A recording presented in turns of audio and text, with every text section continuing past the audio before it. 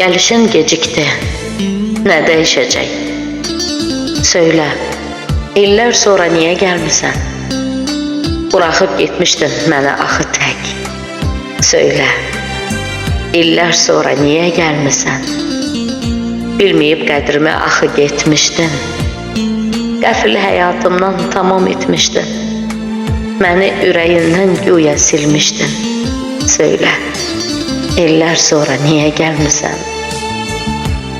Uzaqdan sevirdim, olmasan belə.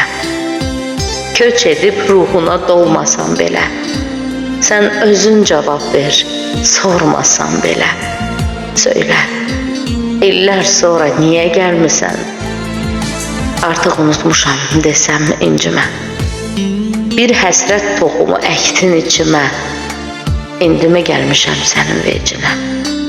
Söylə, illər sonra niyə gəlmisən? İndimi gəlmişəm sənin vecinə. Söylə, illər sonra niyə gəlmisən?